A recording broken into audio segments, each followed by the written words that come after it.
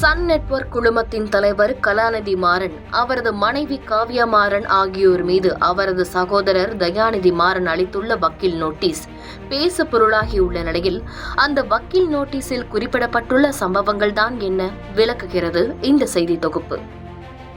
அப்படி கலாநிதி மாறனுக்கு அளித்துள்ள நோட்டீஸில், கலாநிதி மாறன் சட்டவிரோத பண பரிவர்த்தனையில் ஈடுபட்டுள்ளதாக குறிப்பிட்டு அதிரடியை கிளப்பியுள்ளார். சன் நெட்வொர்க் குழுமத்தின் பங்குகளை தனக்குத்தானே குறைந்த விலையில் ஒதுக்கிக் கொண்டதன் மூலம் பங்குதாரர்களிடம் கேட்காமலேயே 60% உரிமையை கலாநிதி மாறன் எடுத்துக் கொண்டதாகவும் குற்றம் சாட்டியுள்ளார்.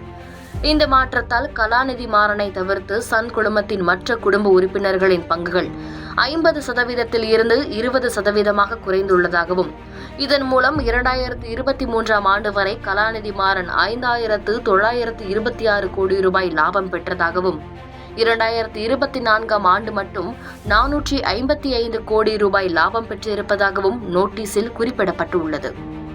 மேலும் 3,500 கோடி ரூபாய் மதிப்பிலான பங்குகளை வெறும் 1 கோடி ரூபாய்க்கு கலாநிதி மாறன் ஒதுக்கி மோசடி செய்ததாகவும் தெரிவித்துள்ளார். இத்தகைய மோசடிகள் மூலம் Sun Pictures, Sun Direct, Sunrisers Hyderabad அணிகளை கலாநிதி மாறன் தன்வசப்படுத்திக் கொண்டதாகவும் நோட்டீஸில் கூறப்பட்டுள்ள நிலையில், சன் நெட்வொர்க் குழுமத்தை கையாளுவது 2003 ஆண்டு நிலைக்கு மீட்டெடுக்க வேண்டும் எனவும் வலியுறுத்தப்பட்டுள்ளது.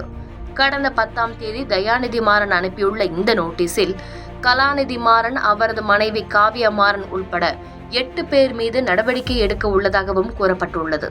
மேலும் ஏற்கனவே அக்டோபரில் இதுபோன்ற நோட்டீஸ் அனுப்பப்பட்டதாகவும், அப்போது தங்களது சகோதரி அன்புக்கரசிக்கு கலாநிதி மாறன் 500 கோடி ரூபாய் கொடுத்ததாகவும் தயாநிதி மாறன் குறிப்பிட்டுள்ளார்.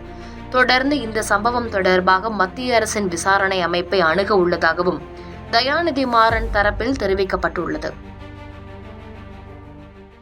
செய்திகளை உடனுக்குடன் தெரிந்து கொள்ள கீழ்கண்ட கேபிள் மற்றும் டிடிஎச் நெட்வொர்க்குகளில் எம்நாடு செய்தி தொலைக்காட்சியை காணுங்கள். பாதகம் செய்பவரை கண்டால் நாம் பயம் கொள்ளலாகாது பாப்பா. மோதி மிதித்துவிடு பாப்பா, அவர் முகத்தில் உமிழ்ந்துவிடு பாப்பா. அண்மை செய்திகளை உடனுக்குடன் தெரிந்து கொள்ள இணைந்திருங்கள் எம்நாடு தொலைக்காட்சியுடன்.